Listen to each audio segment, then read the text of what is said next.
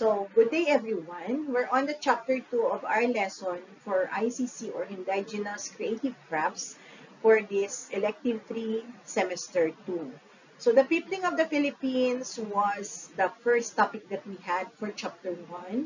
The Austronesian migration, the land bridges, the Malay ancestors that we have, the Indonesians who came to our country, and among other theories have been discussed in chapter 1.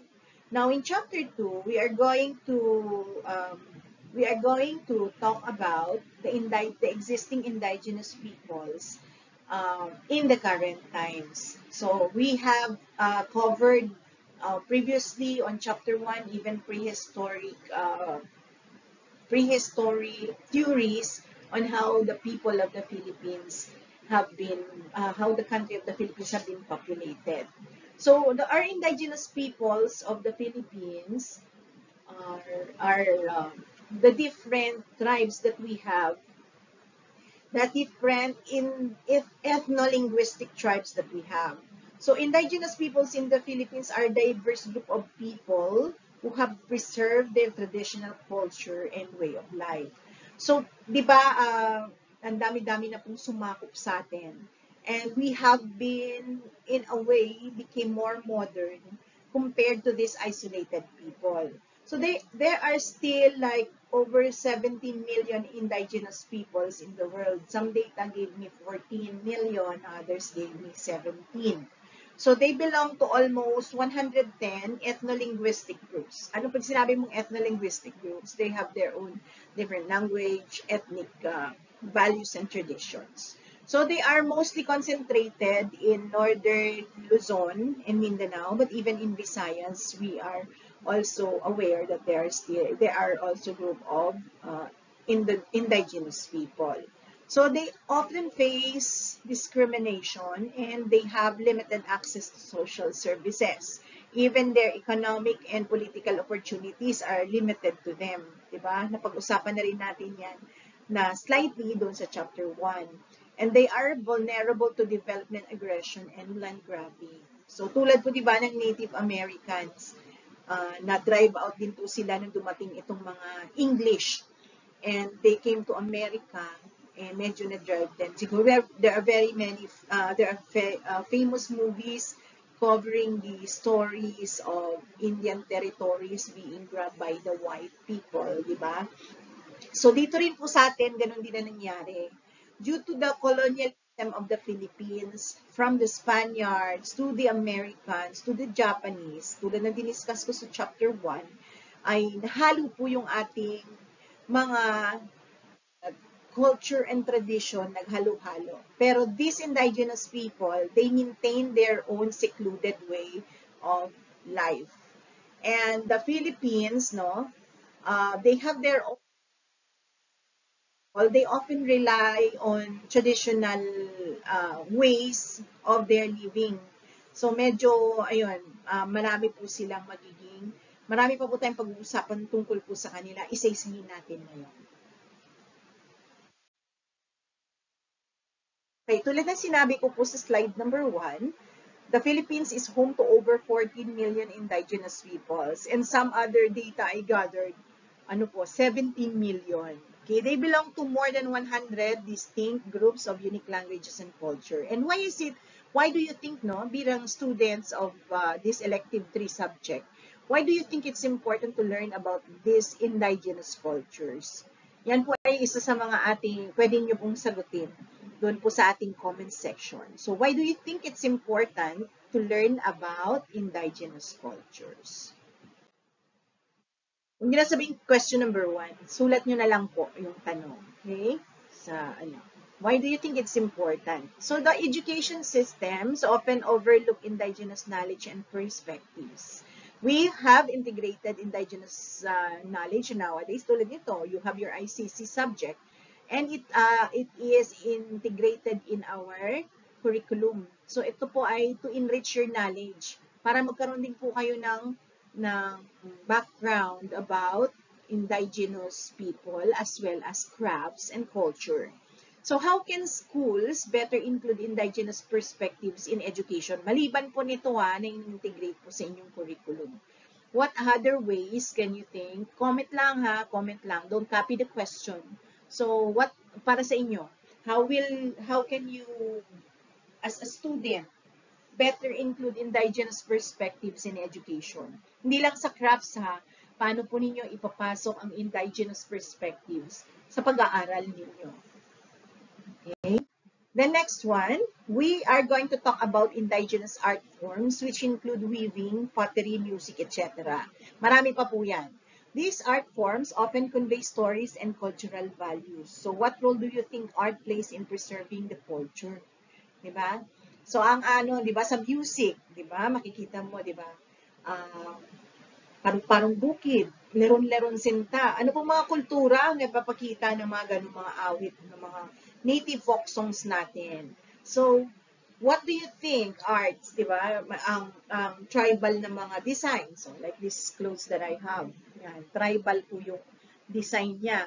How do you think these tribal designs can show the culture of a certain group of people, di ba? Sa atin din, di ba, tribal. Pagkakita ng tribal, ay, yan yung mga katutubong Pilipino, di ba, papasok na sa isip natin. So, in what ways also, for your as your opinion, what do you think are the ways that art can play in preserving our local culture? Next one, indigenous people. Ayan, these are some of the indigenous peoples in the Philippines. So they are ethno-linguistic groups that have maintained their traditional culture and practices. They make up 14% of the country's population. O, Badyaw lang yung example dyan. Pero the next slide that I'm going to show you are the different, hindi ko lang siya natanggal when I was making the slide. Dapat ito lang yung laman niya, the introduction. So some of these indigenous peoples in the Philippines include the Aita people. So ito yung sinasabi ko sa inyo in the first chapter na minimension ko sa inyo. The Aita are one of the earliest inhabitants of the Philippines, primarily residing in the mountainous areas of Luzon. Even in Antipolo po, the Dumagats may have been a part of this Aita tribe. Kasi pareho po ang kanilang way of life. So they are known for their hunting and gathering as well as their unique spiritual beliefs. Hunters and gatherers po sila. Kaya nabubuhay sila kahit nasa mga bundok sila. Kasi sanay silang mag-hunt ng animals as well as mag-gather ng kanilang food. So what challenges do you think these people face in their culture in today's society? Halimbawa, di ba, ang mga tao ngayon nabubuhay sa wifi. Sila sa mga bundok, wala naman silang wifi, much more, wala silang kuryente. Paano nila sasaksak o i-charge ang phone nila kung meron sila? So these are one of the challenges that they face sa today's society. Kasi ma-OP sila, halimbawa may classmate kang Aita, and pagdating ng online classes, they cannot access the online class because sa bundok na inuuwian nila, wala pong wifi, wala pong kuryente, di ba? That's one of the challenges. So I'm also challenging you to think of one other challenge na mapiface po ng mga indigenous people sa panahon natin ngayon. Now, next one are the Mangyan peoples. These Mangyan are indigenous groups of Mindoro and are known for their intricate weaving and writing system. Tingnan natin, hindi ko to na masyado nahanap yung writing system nila, but you can include that in your research ha. Pwede nyo rin pong i-research yan. And you can remind me on the next meeting in our GMeet. Okay? They practice sustainable agriculture and have a deep spiritual connection to their land. So, ito actually ang mga Mangyan yan, they are most of them may makikita pa nito sa Puerto Galera. In Puerto Galera, kasi itong picture na to, I think nasa Puerto Galera to. And one other picture I researched, yun po, galing po sa Puerto Galera yung mga Mangyans. So, how can the Mangyans sustainable practices inspire modern environmental, I don't know this one, environmental sustenance, kumbaga siguro yun. Okay, so how can their sustainable practices like agriculture, paano po nila yan nagagawa na sa modern environment? Paano nila nasa-survive not using the modern equipments in farming or agriculture? Diba? You can also search for those information. Pero the point is they still practice sustainable agriculture despite the modern environmental changes that they encounter. Diba? They still use the sustainable method. So the third peoples that I give an example for is the Igorot peoples. These Igorot people are known for their rice terraces and rich cultural practices in the Cordillera region. So we all know about them, di ba? Uh, the Ifugaos of the Banawi rice terraces, di ba? So even in the modern times tayo, very modern tayo, pero we still practice we still see them, no, di ba? Whenever I go to Ifugao and see the Banawi rice terraces, there are still people who wear tribal clothes for photo op. Eh, pagdating doon, nagko-costume sila. Ikaw din, pwede kayo mag-costume. They have available costumes for you to rent para mag-post ka rin po as an Igorot as a member of the Igorot tribe in this tourist spot po sa Cordillera region. Now, the fifth people that I gave as an example are the Lumads. The Lumads refers to the various indigenous groups in Mindanao, each with unique languages and costume. So makikita nyo yun dyan, no? Example, in Mindanao, ang dami-dami po nilang tribes. Pero isang buong grupo sila, they are called the Lumads. So they are known for their vibrant textile and traditional music, often reflecting their connection to nature. So what role do you think music and clothing play in the Lumads cultural experience? So what role do you think music and play? I'm sorry.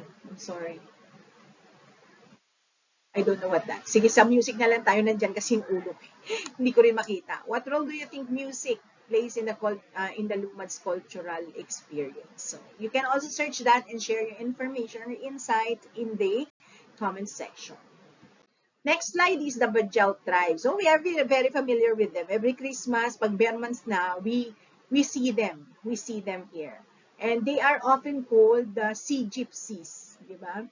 They are an indigenous group of sea nomads in the Philippines who live in the Surigao City area. So, Sea Gypsies ang tawag sa kanila. They have, we know that the word gypsy means, diba, wala siyang, yung mga nomads na to, parang wala silang permanent na buhay and they are known for their positive way of life.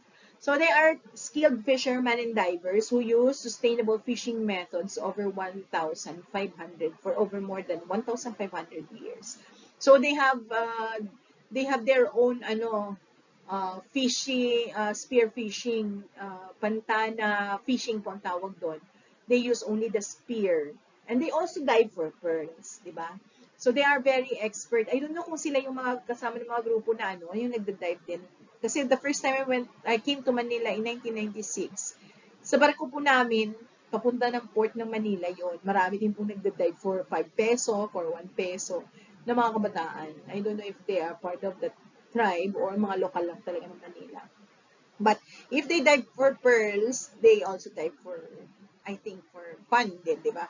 Lalo na sa mga tourists na gustong magkaroon ng kasiyahan, di ba? Siguro, if they're experts to dive for pearl, they could be experts to dive for coins as well, di ba?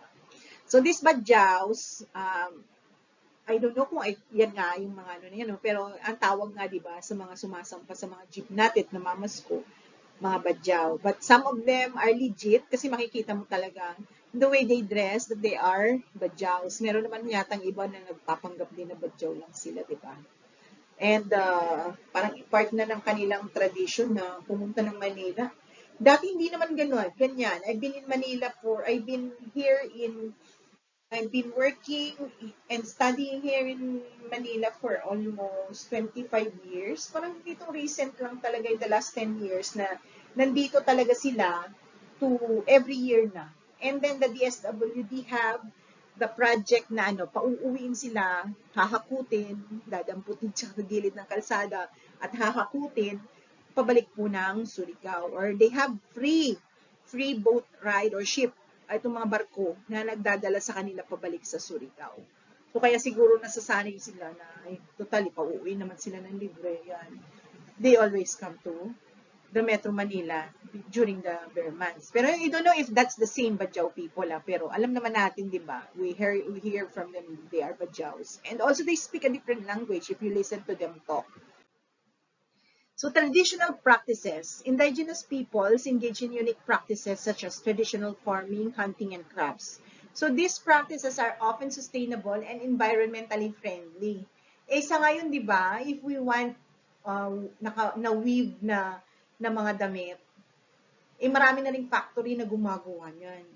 If we want abaka sandals, marami na rin pong mga factory na gumagawa niyan. Pero these local or indigenous peoples, they do it by hand. Wala silang ginagamit na machines na nagpo-pollute ng palibot. They have they often use indigenous materials na nandiyan talaga sa palibot nila. So can you think of modern practices that could be from this tradition, that could come from this traditional method? Sorry. Nahuhula ako kanong dugtong kasi natakpan nga ng aking mukha.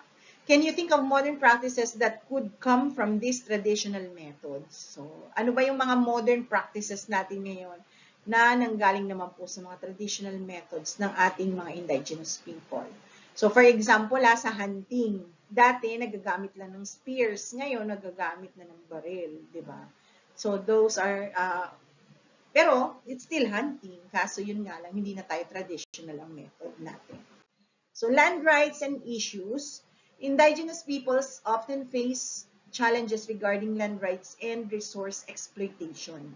So, the Indigenous Peoples' Right Act, or the IPRA, was enacted to protect their rights. Kasi ito yung tulad na sinabi ko sa inyo, the American Indians na mga pinagtabuyan na ng mga white, to the point na nagpapatayan sila noon, di ba? And sa atin lang kasi mababait lang ang Pinoy. We don't know any scalp removing yung tinatanggal ng mga Indians, yung ano, 'di ba? If you have watched Pocahontas, yun mahinahon pa yun. Pero I have read historical stories regarding Native Indians beheading and scalping men and women, those men and women na nag-colonize ng Amerika. So dati yan, nagkakaroon sila ng mga patrolya, na they patrol the community kasi may mga Indians talagang nang papatay ng mga white people. Because for them ay pinagtatabuyan sila or ginagrab yung kanilang land and resources ng mga white people. So ganun din po sa atin. The Aitas came to the bulubundukin na mga bundok na po. Kasi yung mga lugar nila, di ba? Pampanga is one of the places wherein the indigenous Aitas reside nung pumutok po ang Mount Pinatubo. They lost their resources kasi hindi na sila makapagtanim. And so, marami pong bumaba pa ng Luzon. So, meron na po tayong mga Aita in Antipolo, even in Metro Manila, di ba? Naghanap na sila dito ng kanilang livelihood. Now, indigenous groups advocate for their rights through various organizations. Tulad po nito. Sa UP yan UP. Advocacy and representation. Representation in government and media is crucial for their voices to be heard. Meron pong Indigenous People Act, na kung saan pwede kang mag-hire, may certain percentage in the government service that indigenous people, certified indigenous people, can be excused tulad noon ang height requirement ng mga police ay 5'4" at 5'2".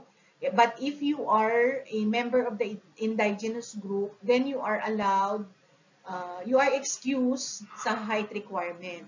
So that's one of the representation na binibigay ng ating bansa or the constitution, provision in the constitution to protect the indigenous people against discrimination in government services. So, what steps can be taken as an insight na pwede nyo pong i-comment kung sa YouTube comment section? What steps can be taken to improve representation for these indigenous people? Ano pa ba ang pwede nating gawin? to improve their representation. Okay? So you can share your thoughts about this in the comment section. Pili lang po kayo ha dun sa mga tanong. Sa bawat slide, I gave you thought-provoking questions which you can answer and share in the YouTube lecture video. Para hindi kayo masiro ng i-comment nyo. Okay? Indigenous people face challenges such as poverty, discrimination, and loss of culture in these modern times because globalization poses risks to traditional ways of life. Paano po nakakaapekto? Diba? Contemporary world lesson ninyo on globalization. Paano nakakaapekto ang globalization dito sa traditional way of life ng ating mga katutubo, di ba? So, dito, in the discrimination, I already told you, no, yung kanilang height and skin, naging example ko sa inyo, di ba? Discrimination. Kapag maitim ka, may mga ibang mga companies, they're asking for fair-skinned applicants. And the loss of their culture, bakit? Yung lahat ng way of life ng tao, kailangan na nilang mag-integrate ng sarili nila. Kasi sarili nilang thoughts and way of life dito. Sandali lang ha. I'll just pause for a while. So how can society or how can you support the rights and cultures of these indigenous people sa ganitong mga makabago pong mga nangyayari sa mundo? So one way to show that is to support them, right? And to teach them. Bigyan ko na ng example. Halimbawa, meron kayong community na nakita. You can have, like, tulad ng ginawa po namin ng mga kapwa ko teachers in in one of my DepEd school assignment, na naging department head po ako ng values education. What we did was gift giving. Ito yung support na pwede mong gawin, di ba? And then, you teach them how to read. One of the things that we did, we gave them books and then taught them, the little children, how to read. So, ang iba naman sa cellphone, di ba? Pag nakahawak sila ng cellphone and tablet, namamangha yung mga bata because they don't see that often, di ba? So, you can support, for example, the rights to education. Yan. Pwede natin silang suportahan, bisitahin at turuan ng mga bata sa kanilang community. Pwede rin sa medical mission. Ayan, nauubos na. So, you can also choose your own answers for this. So, the global indigenous movements, okay. Indigenous worldwide, hindi lamang sa Pilipinas, are uniting to protect their rights and cultures. So, mababasa nyo yan. Pwede nyo naman pong pwede nyo pa pong basahin yan further. These global indigenous movements. Ayan Indigenous World in 2022. Business and indigenous people. So kayo, pwede nyo po yan pwede nyo po yung aralin. So how does the global context influence local indigenous movements? So paano yung mga mga item natin, paano po yan naapektuhan ng mga global movements? One example is that medical missions from the World Health Organization comes to the villages, di ba? Mga private institutions, private churches, di ba, ng mga galing pa sa ibang bansa, pumupunta din po. They have access to our indigenous people in the mountains or provinces. So that's one of the things that they can do. Next one is, some indigenous communities have successfully reclaimed their lands and their rights. Yan. Ito yata Mindanao area to So nababalik naman po dahil sa ginagawa ng ating Philippine Constitution na pinoprotektahan ng kanilang mga land rights, ayan po, nababalik naman sa kanila. And they are also, once they are declared indigenous people community, pag indigenous community, nagkakaroon po sila ng certain rights and privileges na hindi po kumbaga nagagamit naman nila in their way of life. Marami na po yan. So our government is also doing some, you can search for Philippine government endeavors for indigenous communities. Pwede nyo po yan makita. Even private foundations, pumapasok na po sa mga yan. And marami pong na-change. So for example, one of the success stories is isang bata sa community successfully graduated in college. Diba? Naalala nyo yun na ginamit niya yung kanyang tribal or traditional attire. nung siya po ay graduate kasi pinagmamalakit niya talaga yung kanyang tribo and that he came from that certain tribe and that he finished college. He's the first one to finish in their community. So that's one example of the success stories of these indigenous people. So you can also research successful indigenous movies or stories and you can share it later on. Actually, ito number one na to. It can be one na now in your GCR or your Google Classroom. It's one of the essays that I'm going to assign to you. Number one, research successful indigenous movies or stories. So, it can be local and it can be abroad. Okay? Nasa inyo po yan. Kasi ako, I have an idea sa mga abroad na yan na movies. So, marami pong example niyan. O, sige, bigyan ko kayo isa. Amistad. So, if you can tell me something about Amistad, the movie, yan, pwede nyo yan makwento ma-share ninyo as a successful indigenous movie or story. In the local community, yun ang story na na shinare sa inyo. I think UP yata yung nag-graduate, yung estudyante nyo. Okay?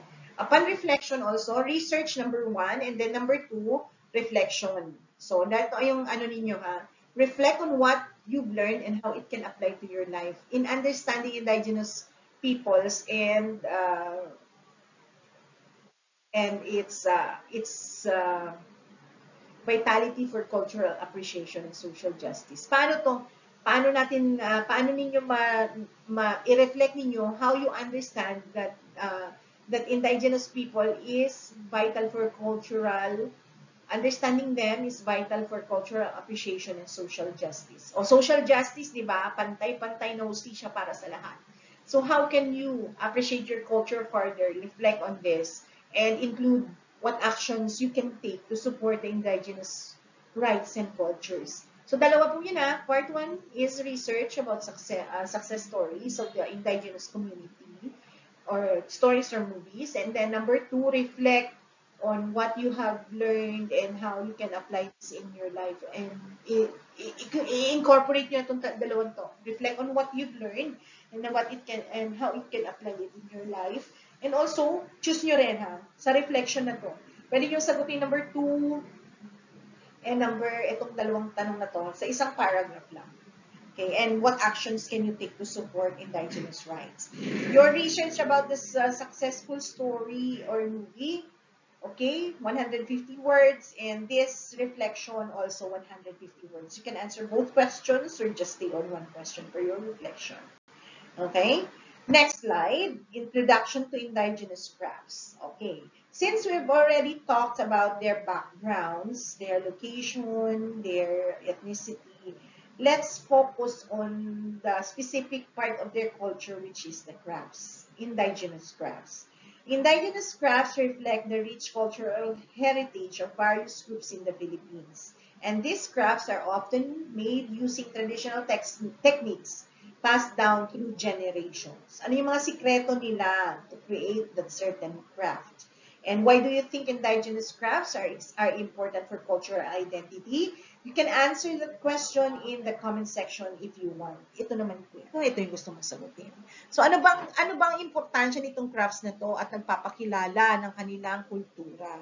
So may iba't iba pong di ba? May iba't iba pong mga kakilanlan ang mga cultural tribes na to, yung mga ethno-linguistic tribes natin na to, in their culture and traditions. May iba-iba po silang simbolo. May iba-iba na ang simbolo nila to usually is their native crafts. Okay? Indigenous artisans use locally sourced materials such as bamboo, rattan, and clay. Kung ano po yung nandun sa kanilang community, these are the things that they often use to produce their crafts. Techniques vary by region and include weaving, carving, and pottery. Okay? Alangan naman mag-pottery itong mga badyaws natin. They live in the sea. Diba? Hindi nila, wala silang source ng clay. So, doon po, mapupunta to sa mga tribes na usually nasa mga bundok, diba? Where they can have access to different kinds of soil. So, how do you think the choice of materials influence the crafts, designs, and functions of each indigenous people? Diba? Tulad ng binigay ko example sa inyo, diba? The Badjaus cannot make pottery. Pero ano po bang meron sila? They are diverse of pearls, di ba? Maaring yon ang kanilang contribution, and they can make beautiful and perfect necklaces made out of these pearls, di ba? So, kung ano po yung mga nandun na sources of materials na nandun sa palibot nila, usually, that's how they create their crafts or their native crafts. So, weaving traditions is one example. The weaving traditions na to is the one example ng, lalo na po ng mga Igorot at mga Tibuli. Okay? So, weaving is an important or prominent craft among many indigenous people. Makikita niyo, di ba, pagdating po sa weaving ng tela, kakaibang mga designs, the Igorot show that. Di ba? They excel in that path. Kasi when we went to Banawe Rice Terraces noon, when we inarkila namin yung costume nila. And it's really handcrafted. Hindi siya hindi siya yung tulad ng mga factory. So pinagmamalaki nila na kamay yung ginamit nila to weave the tela ng mga damit na yan. Even when you buy from souvenir shops, ganun din sinasabi nila. Ang mga wood carvings na yan na galing sa kanila ay they have their own distinct patterns and designs. So unique patterns and colors often represent cultural stories and identity. Behind every crafts that they show you, mga pattern na yan, may mga kwento yung mga yan. Diba? So what do you think, what stories do you think are conveyed through the patterns of indigenous textiles? You can research about that, no? Pwede nyo rin hanapin. Ano yung mga ibig sabihin ng mga patterns ng mga indigenous textiles na yan? Lalo na po sa mga GFD major, I think you are going to study about the historical background of each patterns in the cloth or weaving, di ba? Sa yan sa mga importante yung pwedeng maging topic sa inyong study. Pottery and ceramics is one of the crafts also na kailangan ninyo rin matutunan. So, pottery is an ancient craft practiced by various indigenous communities. So, hindi nga lang siya, hindi lang siya, sa indigenous communities, pero even, lalo na nauso yung plantito at plantita during the pandemic, ang dami pong mga naglabasan ng mga different kinds of pots na pwede pong gamitin for your plants. So, even me, ako natuto din akong gumawa ng sarili kong design na mga cement pots. Kasi, wala kang ginagawa ng pandemic So, I created my own pots. So, meron po akong may pagmamalaki na magagandang pots na may painted. Ako din mismo nag-hand paint na aking sariling pots during those, kahit ngayon sa bahay, makikita pa po yung pot, meron din akong green, iba-iba po. At iba-iba din yung design. Items range from functional vessels to decorative pieces, often featuring intricate designs. So kapag makikita natin, iba, ito na example niyan, di ba? Yung mga Chinese pottery, ceramics, iba. Iba yung makikita mong pattern. So even the things that some communities may sarili ring pattern ng kanilang mga ceramics. The ancient Filipinos have their own different pots. Meron nga tayong pinag-aralan, di ba? Ano nga ba yun? Yung manunggul jar is an example of of pottery ng isang indigenous group of people. And what happened is that pottery, di ba, kailangan natin describe.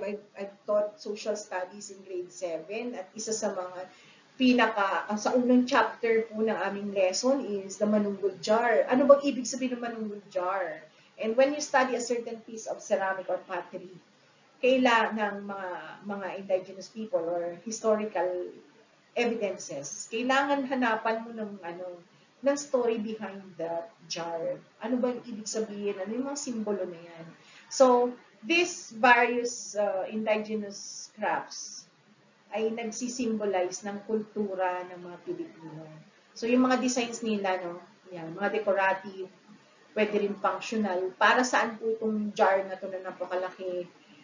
Yung pala, mga burial jar, di ba? So, This both practical and artistic and usually functional purposes ay nai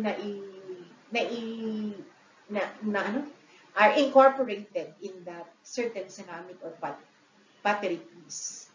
Next craft that we need to is wood carving. So wood carving is a significant craft among indigenous peoples for creating items like mask, di ba? O, the mask, sino ba nakakapanood ng Jim Carrey? The green mask, di ba? Creating items like mask, sculptures, and tools.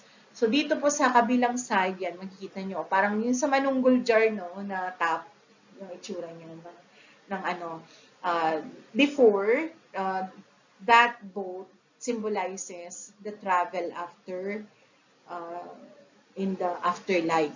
Kumbaga, pagpatay na yung tao, nakasimbolize sa ibabaw ng banga, and then ito daw po yung may taga-sundo, at meron din, kumbaga, sinundo na yung spirito ng namatay, and then, yan, tatawid na sa afterlife. So, what do you think story playing place in the pieces of art in the wood carvings, di ba? May mga kwento po yan eh. So, pwede po kayong mag-research din kung gusto nyo pong tingnan pa mga other examples of wood carvings, which we will also tackle, no? Iti-take up din natin ito, chapter by chapter, and then you will be creating your own wood carvings then in the next few weeks ng ating pong lesson. Lahat po yan ng mga dinidiscuss kong examples. Yan. Another one is basketry. Yung weaving, basketry, ceramics and pottery, yan. Gagawin nyo rin po yan. Gagawin nyo rin po. So, I'm just introducing the things that you need to put into practice after these learnings or introductions to your indigenous creative crafts. The next or the last one that I'm going to take up or discuss with you is basketry. It is a vital craft that utilizes materials such as rattan and palm leaves. So gagawa po ng from rattan and mga dahon ng niyog. Baskets serve various purposes. So mula storage hanggang sa ceremonial use, showcasing craftsmanship. So before, yung basketry also nagagamitan din ng di ba? Bamboo. Tulad po ng sa kilala ko, naging business nila yung baskets or bamboo products from the Philippines and dinadala sa Amerika. And they can sell these bamboo products and baskets ng mahal in United States, earning dollars for the local community dito sa atin. So baskets, they can be used for storage, and they also have their own stories, no? If you compare baskets later, no, yan natin. Iti-take up din natin yan. May baskets na para sa storage, may pangkarga, iba-iba. Even when we travel sa mga bundok po ng Antipolo, yung mga lokal po doon, iba po yung type ng pagdadala nila ng mga gamit at basket na ginagamit nila. Hindi tulad natin, di ba? Kapag namalengke tayo, we only use our left and right hand. So, iba, may basket na nakatali sa ulo, may basket na ang laki-laki dito nakatali din sa likod po yung bigat. Meron ding basket na nasa ulo lang kinakarga. So, iba-iba pong klase. So, these baskets or the basketry of each indigenous group reflects different functions in the traditions of these indigenous peoples. So, we are on the last 3 slides. Challenges facing indigenous crafts. So, dito po, indigenous crafts face challenges such as globalization and loss of traditional knowledge. Eh, dahil po sa globalization, nagiging modern na po yung mga technology natin. Even imported, imported baskets, meron na tayo nabibili kung minsan. Eh, kasi i-compare mo naman, nagiging plastic na ngayon. Even yung yung basket na pinamamalengke dati na gawa sa rattan or bamboo, ngayon na po, nare-reproduce na po yan na plastic. Okay? Nare-reproduce na po siya sa plastic with the same design. So, ang nangyayari, because of globalization, nagkakaroon na tayo ng access sa factories ng ibang bansa. Eh, yung mga design nga lang, di ba, nagiging plastic na. Napuproduce na ng China lahat halos ng mga kailangan natin. So, na in the global market, parang mass produce yung mga items. Even yung tela po ng mga ethnic design ng mga tela, imbis na handmade or hand-woven, na kung nagagamitan na ng machines. And they can produce more than what handcrafted materials can do. Diba? Yung isang tao gumawa yan or mag-hobby or mag-weave ng tela takes a very long time. Pero kapag machine ang gumawa nun, diba, ang bilis-bilis. So, how can we support indigenous artisans in preserving their livelihood? Paano natin sila matutulungan? Eh kung ang local na mga grupo ng mga nagagawa ng pottery and ceramics, they still go with the ano nga ba to, yung local na handcraft lang. Kamay lang nila ginagamit nila to make designs of the pots and ceramics. Anong laban ng mga yan sa mga factories? So, paano mo masusuportahan? Usually, no, medyo mahirap din kasi when you buy locally made, parang mas mahal kaysa imported because the imported one are mass-produced. So, the more they produce, the lesser, at saka mas dami mabili, the lesser na ang kanila magiging presyo. Kasi, kumbaga, kahit konti lang yung tubo, pero kung marami naman bibili, yun, makikita pa rin sila. Unlike ng ating mga local handicrafts, di ba? It takes a long time for a person to do that, and with the effort na ginawa niya, from all the stages ng paggawa ng isang handicraft, hindi natin na-appreciate kasi hindi natin nakikita. Nakikita lang natin ang end result, which is babayaran na lang natin. And we did not see the love and care that that certain person did to make his craft the best one to display for you to buy.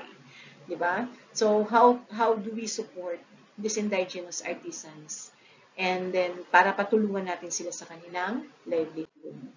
Now, artisan communities anyway have tutulong-tulong din naman ito sila.